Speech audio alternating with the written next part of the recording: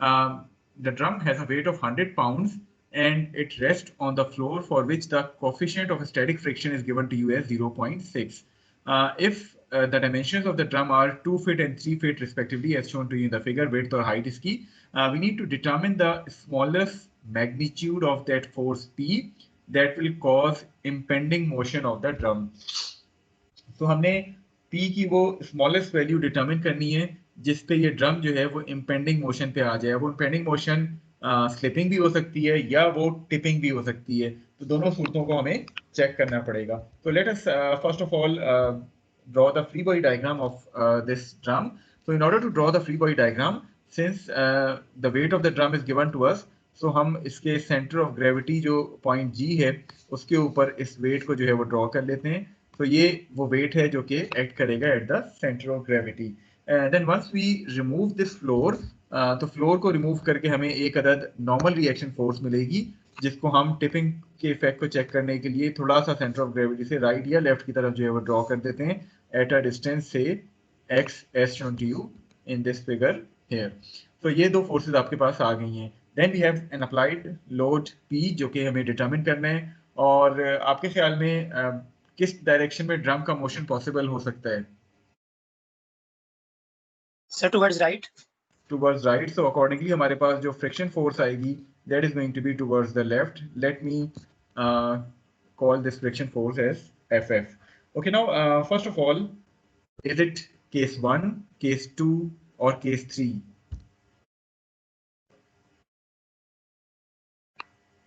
Sir, case 2.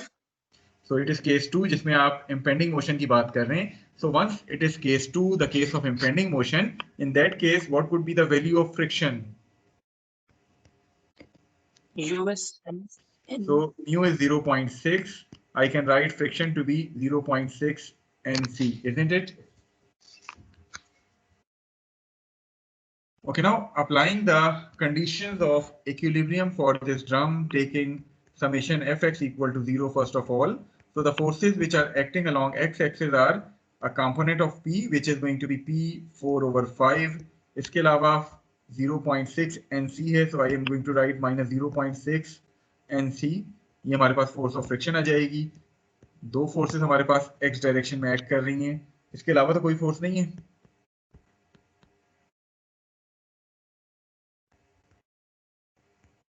Okay, summation Fi की अगर हम बात करें तो -P3/5 ये फोर्स का कंपोनेंट आ जाएगा. इसके अलावा NC एक्ट कर रहा है in the positive direction, W act कर रहा है in the negative direction.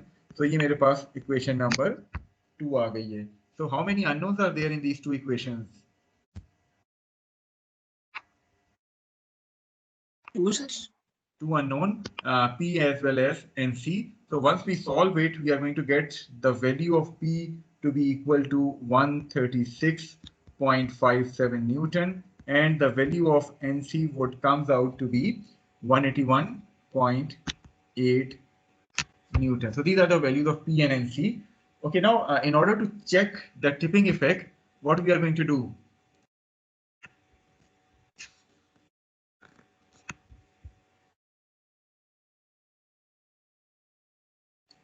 Tipping को कैसे चेक करते हैं कि पहले टिपिंग होगी या स्लाइडिंग होगी? Distance is x distance x find करते हैं. वो x कैसे फाइंड करेंगे? If we take moments about point O to be equal to 0, ऐसे ही है.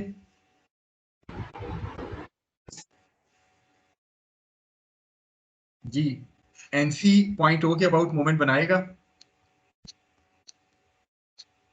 Yes sir. Perpendicular distance x है और direction of this moment is counter clockwise, so positive sign के साथ आपने इसको शामिल कर दिया. फ्रिक्शन फोर्स पॉइंट O के अबाउट मोमेंट बनाएगी.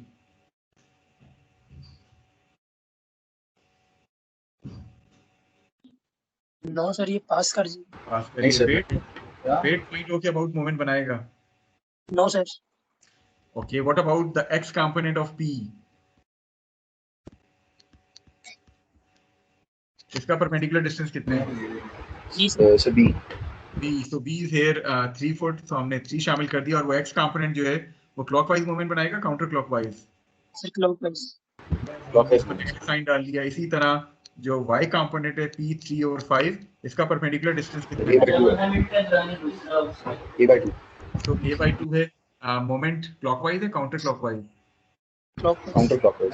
Counter clockwise. सो हमने इसको पॉजिटिव साइन से रिप्रेजेंट कर लिया and putting this equation equal to 0, once we solve it we are going to get the value of x to be equal to 1.35 feet, which is basically greater than a/2, isn't it?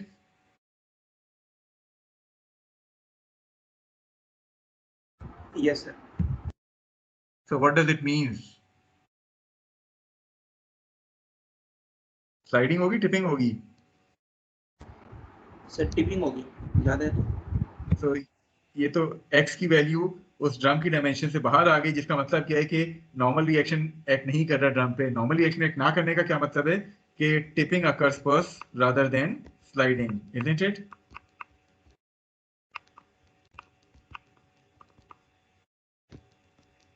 ऐसा ही है।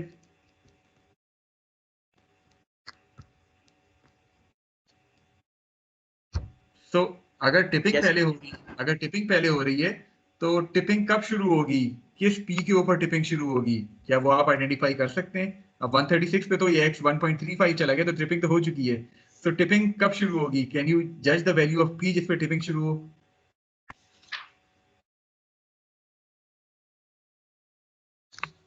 Tipping कब होगी? जब x किसके बराबर होगा? 1 feet।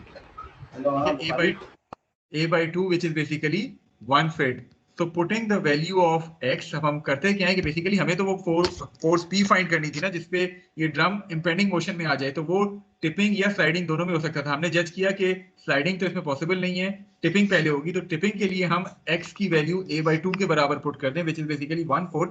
So putting the value of x to be equal to 1 foot will give us the value of p to be equal to 83.33 pounds. Is it clear यहां तक? कोई डाउट यहां तक जो आपको ना समझ आया हो?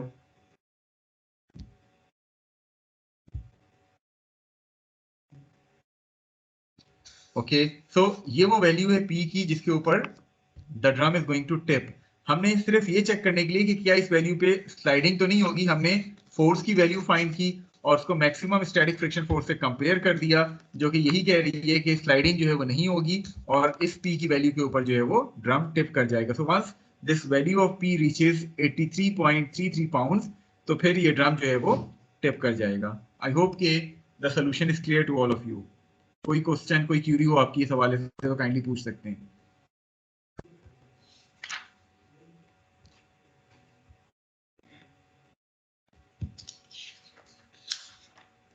चलें, तो नेक्स्ट प्रॉब्लम की तरफ चलें। Yes, sir. Okay, now moving to the second problem for today, which is problem 8-33.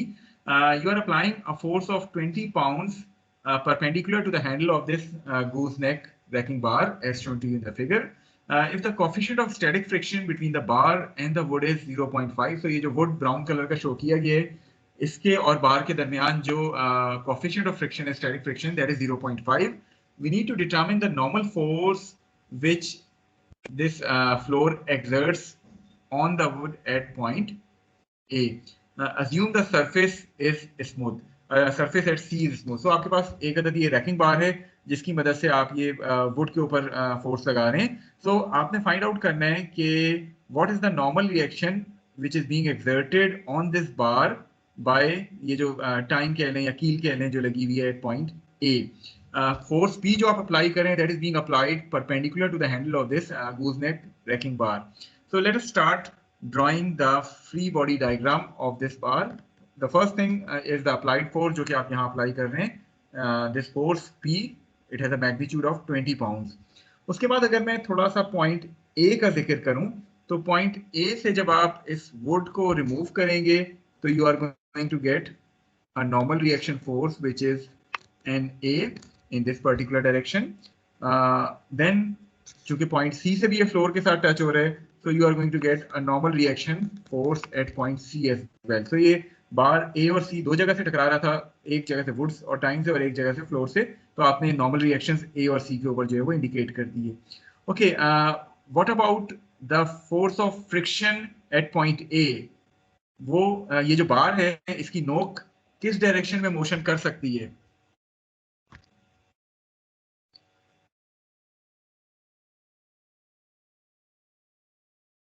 जब आप पी फोर्स अप्लाई करेंगे तो ये नोक जो है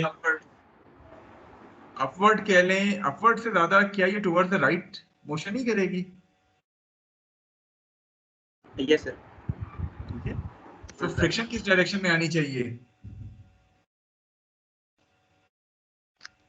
left. Towards the left. So this is going to be the direction of force of friction, isn't it, at point A?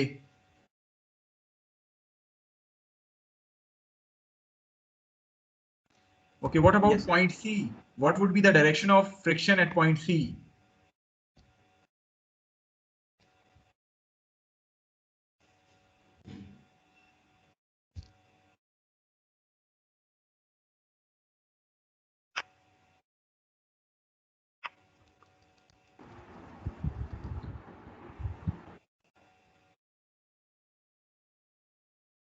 Ji friction होगी point C पे? No sir. Because the surface at C is smooth, so we are not Yes. going to have any friction force at point C. So you are applying a force P of 20 pounds perpendicular to this gooseneck wrecking bar. आपने find out करना है कि normal force क्या exert होगी इस particular जगह पे. Okay, so we are going to take it as case 1, case 2 और case 3. केस 2 क्यों, हमें impending motion की condition given है क्या? केस सवाल 3 में हाँ, सवाल में कहीं impending motion का जिक्र नहीं है, so we are going to take it as case 1 rather than case 2 और 3. ठीक है, impending motion का जिक्र चूंकि नहीं है तो फिर हम इसको case 1 के तौर पे ट्रीट करेंगे. I hope कि this point is clear to all of you. और आखिर में फ्रिक्शन को हम अननोन करके उसकी वैल्यू इक्विलिब्रियम इक्वेशन से फाइंड करके उसको कंपेयर कर देंगे स्टैटिक फ्रिक्शन मैक्सिमम वैल्यू के साथ. ठीक है. Okay, so what are the forces acting along x axis?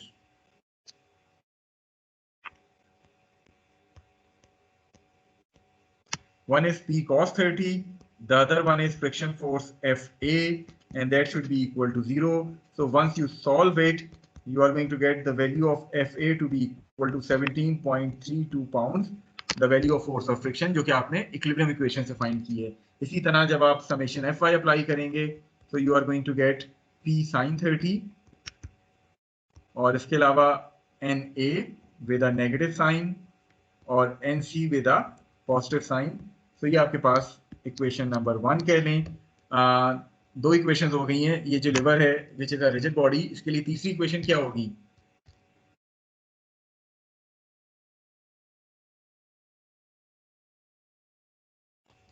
Sir movement about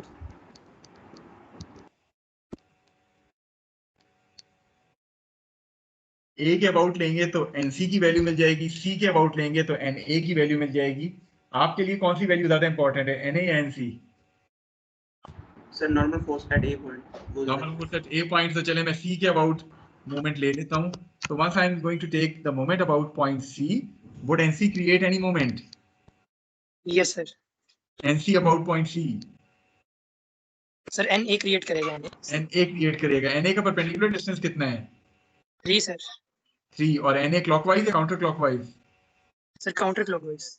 okay, FA create करेगा moment?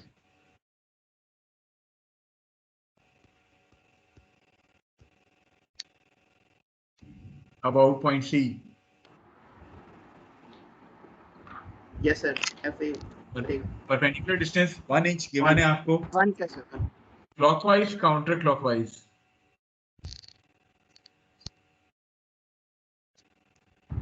Sir counter clockwise. Counter clockwise. तो मैंने पॉजिटिव साइन नोट कर दिया है. अब P की अगर मैं बात करूं तो P का जो x कंपोनेंट है P cos 30, इसका परपेंडिकुलर डिस्टेंस कितना है from point C? Sir 20. 20. Clockwise counter clockwise? Clockwise.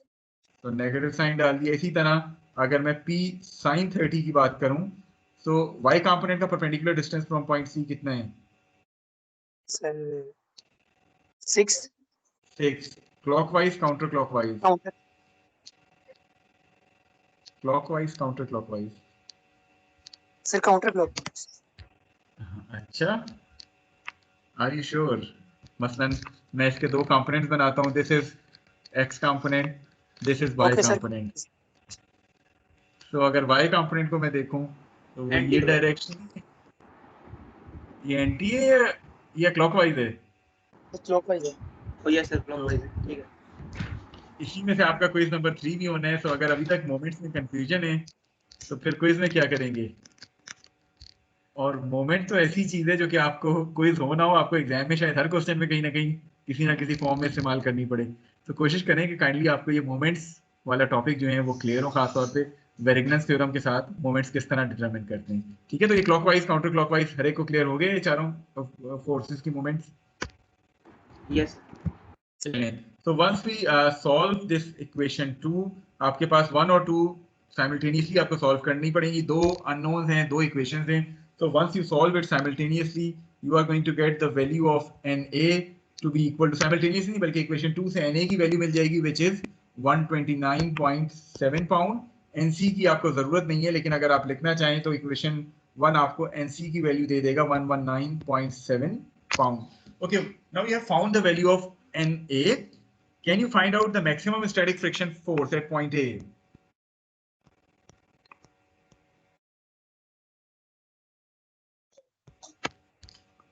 कितनी होगी Fa max? सर यूएस एनए से 0.5 और एनए की वैल्यू। तो 0.5 Na की वैल्यू आपने फाइंड की हुई है, उसको 0.5 से मल्टीप्लाई करें, you are going to get F max to be equal to 64.85 pound. So Fa is less than equal to 64.85 pound, isn't it?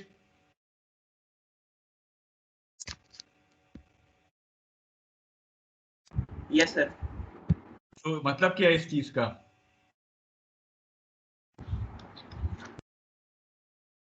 The goose neck wrecking bar does not slips at point A, isn't it?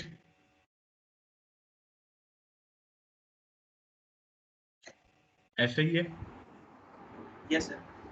So since F max is greater than Fa, so the bar will not slip at point A. कहीं ये ना हो कि आप P लगाते, P force लगा रहे हैं और वो बार A पे स्लिप कर जाए। स्लिप नहीं होगी, बल्कि रादर वो ऊपर की तरफ इसको फोर्स लगा के इसको जो है वो कील को रिमूव करेगी। ठीक है। Okay, so moving on to the final problem of today's lecture. थोड़ा सा ये लंबा प्रॉब्लम है, इसके हवाले से डिस्कशन जो है वो हम करते हैं। आई होप कि पहले दो प्रॉब्लम जो भी हमने सॉल्व किए हैं वो क्लियर है तमाम लोगों को। कोई क्वेश्चन तो नहीं है किसी प्रॉब्लम में अभी तक जो हमने सॉल्व किए हैं?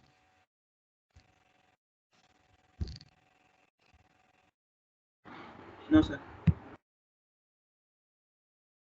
चलें, तो स्टेटमेंट पढ़ लेते हैं 8-42 का, और उसके बाद फिर हम इस पर डिस्कशन करते हैं। The coefficient of static friction between the 150 kg crate and the ground is 0.3। तो ये जो क्रेट और ग्राउंड है इसके दरमियान आपको कोफिशिएंट ऑफ फ्रिक्शन जो है वो 0.3 गिवन है, while the coefficient of friction between this 80 kg man's shoes and the ground is 0.4। so ये दोनों कोफिशिएंट ऑफ फ्रिक्शन गिवन है आपको। you need to determine if the man can move the crate or not। तो ये रस्सी पकड़ के खींच रहे, आपने ये जज करना है कि कहीं ये क्रेट खींचते खींचते खुद तो पहले स्लिप नहीं हो जाएगा मैन, या ये इक्विलिब्रियम में रहते हुए इस क्रेट को पुल कर सकता है। थोड़ा सा गौर करें इस क्वेश्चन पे, फिर हम इसके ऊपर डिस्कशन करते हैं और आपसे सोल्यूशन पूछेंगे। लेकिन पहले थोड़ा सा सोच लें कि इसको हम किस तरह सॉल्व कर सकते हैं।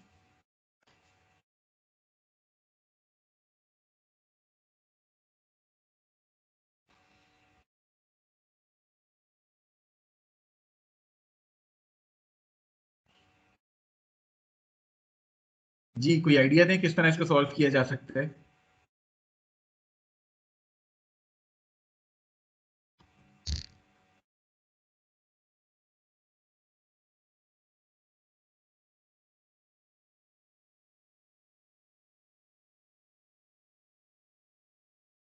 Any idea?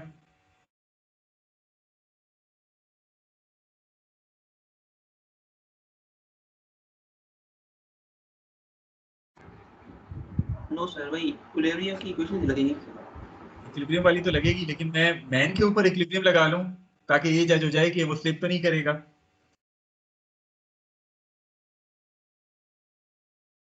ऐसा ही है। Yes sir. अच्छा, लेकिन मैन पे जब मैं इक्विलिब्रियम की इक्वेशन लगाऊंगा तो मुझे वो टेंशन की जरूरत भी पड़ेगी जो इस कॉर्ड में डेवलप हो रही है। बिल्कुल सर। तो वो टेंशन पहले मैं अगर क्रेट की फ्री बॉडी डायग्राम बना के फाइंड कर लूं। Yes sir. ठीक है, सो मैं अज्यूम क्या करता हूँ, अच्छा क्रेट की जब मैं फ्री बॉडी डायग्राम बनाऊंगा तो मैं क्रेट को on the verge of slipping ले लूंगा। वजह क्या है कि वो पॉइंट होगा जिसपे ये क्रेट मोशन स्टार्ट करेगा, तो उस पे टेंशन कितनी होगी वो मुझे पता चल जाएगी, जिससे अंदाजा मुझे ये हो जाएगा कि क्या ये मैन इक्विलिब्रियम में रहते हुए इस क्रेट को मूव कर सकता है या नहीं कर सकता। सो drawing the free body diagram of this crate, अगर सबसे पहले मैं क्रेट की बात करूं, क्रेट का अपना वेट है which would be acting downward. So let us से कि मैं इस क्रेट को C के तौर पे ले रहा हूं और मैन को मैं M के तौर पे ले रहा हूं। सो WC जो है it would be acting downward. आप जब फ्लोर को रिमूव करेंगे you are going to get a normal reaction जिसको मैं से NC कहता हूं इन द अपवर्ड डायरेक्शन। ये इनलाइन होंगे या इनलाइन नहीं होंगे? सर इन लाइन होंगे। इनलाइन होंगे। वजह क्या है इनलाइन होने की? Sir weight centre of gravity पे एक्ट कर रहा है सर, सेंटर पॉइंट पे एक्ट कर रहे हैं ना। वेट तो सेंटर ऑफ ग्रेविटी पे ही करेगा, NC उसकी लाइन में होगा या उसके इधर उधर होगा?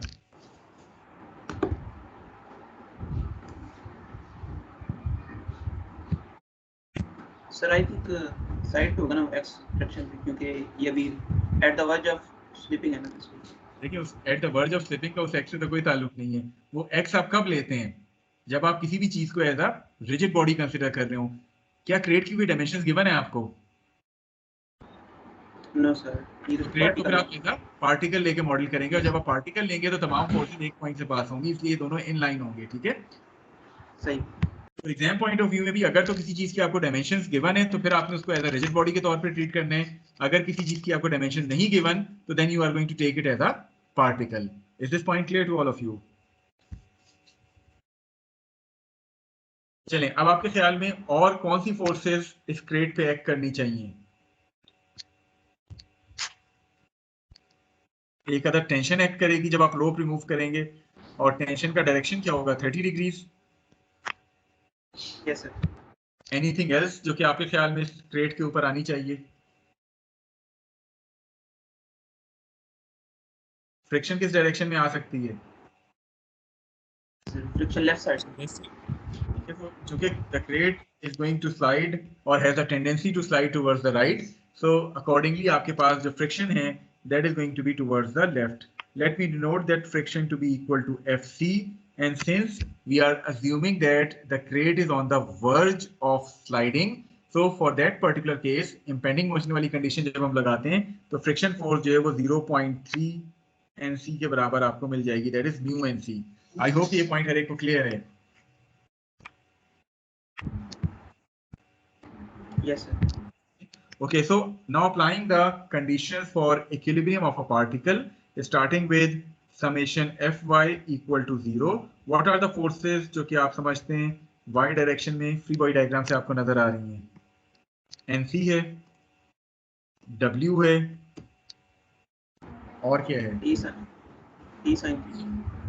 T sin 30, positive negative? Yes sir, positive. Positive. So let me call it as equation number 1. Similarly, जब मैं यही पार्टिकल वाली इक्विलिब्रियम इक्वेशन x डायरेक्शन में अप्लाई करूंगा, summation fx equal to 0, the forces which are acting along x axis are Fc, but it is acting towards the negative side, so minus 0.3 NC मेरे पास जो है वो ये force आ जाएगी। इसके अलावा T cos 30 मेरे पास फोर्स आ जाएगी along the x axis, so T cos 30 minus 0.3 NC should be equal to 0.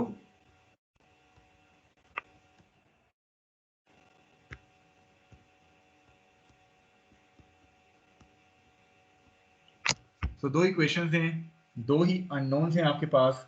Once you solve these two equations simultaneously, you are going to get the value of NC as well as T.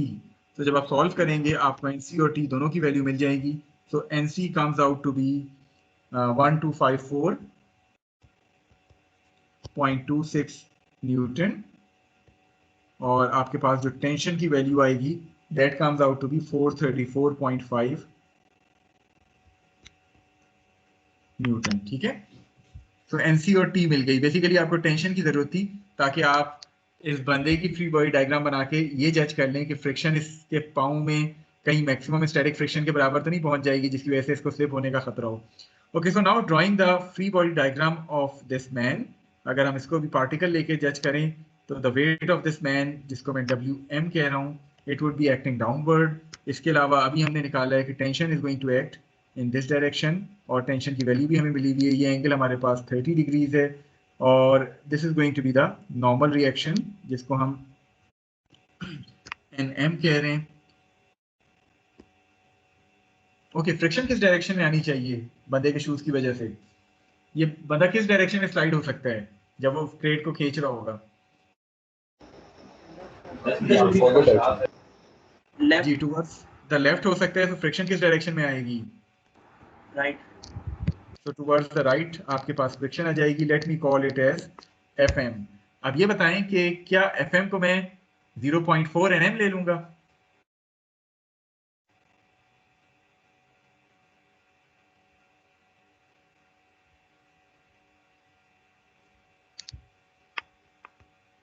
Excuse me sir. जी, sir ये जो आपने man की friction निकाली है sir, ये leftward नहीं आएगी? क्योंकि अगर सपोज करें कोड ब्रेक होती है तो मैन तो राइटवर्ड की तरफ स्लाइड होगा। देखें, आपने कभी इस तरह किसी चीज को पकड़ के खींचा है क्रेट को?